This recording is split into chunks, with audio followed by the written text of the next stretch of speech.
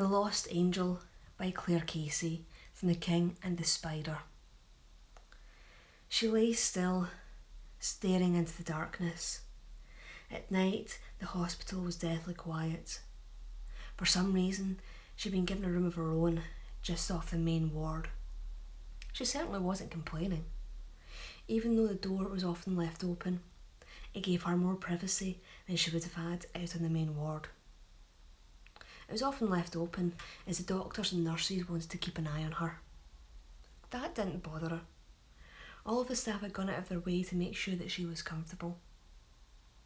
She couldn't remember when she'd been brought in or where she was. Dreaming, images had flitted by. They left her with the sense that knowledge of who she really was there, just out of reach. Sometimes she would even wake with a start and covered in sweat, even though she could not remember what her dreams had been about. The doctors told her that she had amnesia, but that she could not find any reason for it. She showed no signs of physical trauma. They told her that she'd been found wandering through the city, unable to say who she was or where she'd come from. Since she'd been admitted to the hospital, no one had come to claim her. She was a blank slate. One of the nurses had given her a name, Kathy.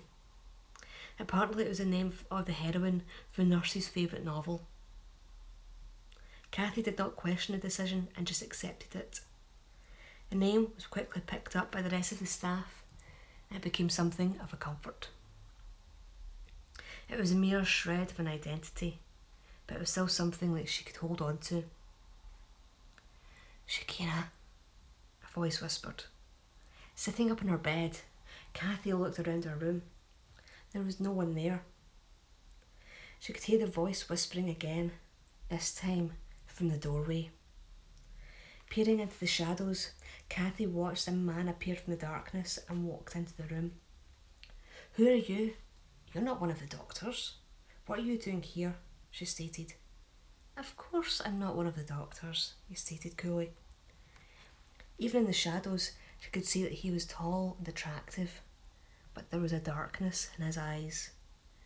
Shrinking back, she watched him as he crossed the room and sat down in the armchair that stood in the corner of the room, facing the bed. After a moment, she could take it no more. "What do you want?" "I want nothing but to help you be who you really are." "But I feel that I need to explain myself," he told her. "You do have amnesia, but you are not what you or anyone else thinks you are. Your name is Shakina, and it's no accident that you have no memory of who I am or who you have been." She couldn't take her eyes off him. There was part of her that was telling her to run, but there was part of her that stopped her and made her listen to what he had to say.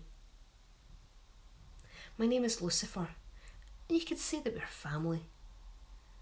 As with all families, there are disagreements and fallouts.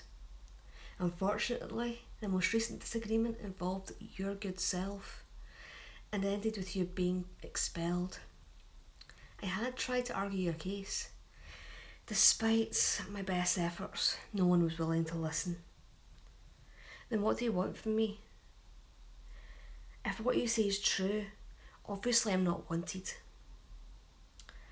I want to offer you an opportunity. I represent our faction of our family. I want to offer you a home as well as a chance to gain your revenge against those who tossed you aside," Lucifer told her. He stopped and listened. The sound of footsteps echoed through the hot ward, drawing her attention. A nurse appeared in the doorway.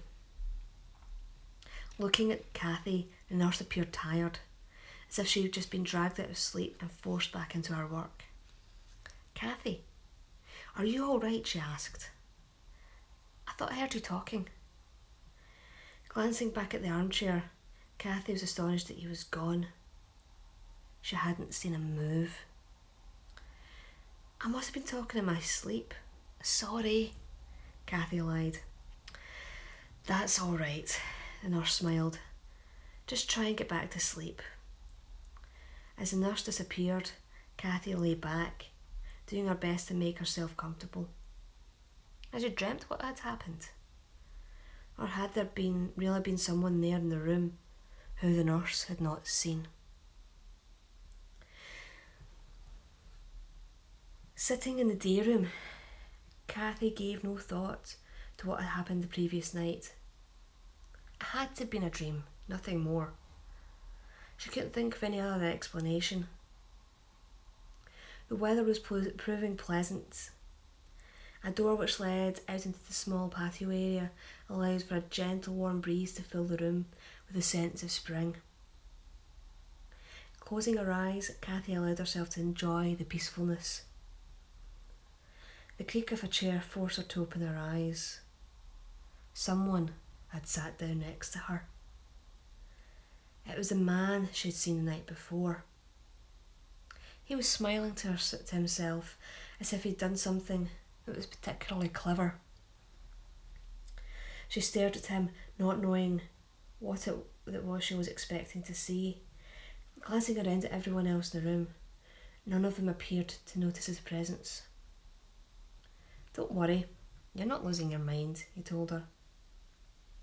"What do you want? Why can't anyone else see you?" "Why can't anyone else see me? That will be explained in good time. As I told you last night, I want to help you. Nothing more. I want to see you regaining what you've been robbed of," Lucifer answered. "What is that exactly? You never actually told me that last night. How could you help me if all the doctors and nurses here are unable to do so?"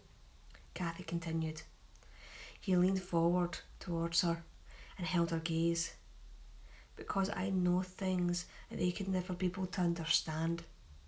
"Like what?" Lucifer smiled sharply.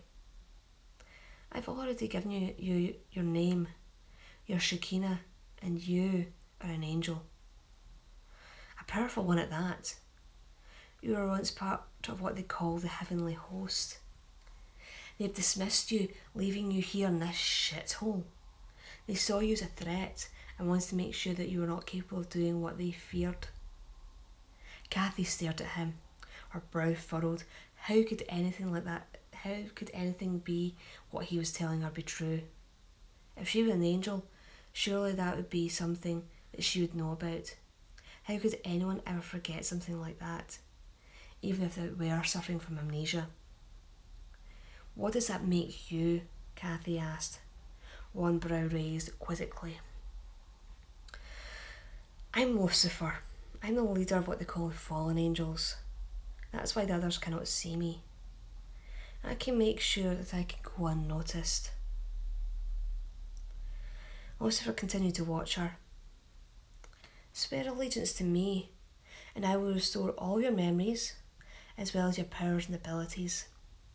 I cannot sit back and watch the beautiful and powerful being slip away into nothingness." Kathy turned her face away from him. Something in his words that twisted at her heart. She struggled to come to terms with what he was telling her. Could it be true? Wiping away a rogue tear, Kathy bit her lower lip. She couldn't answer him. "I will leave you to think over what I've said. Clearly you need time to come to terms with this." Lucifer was gone.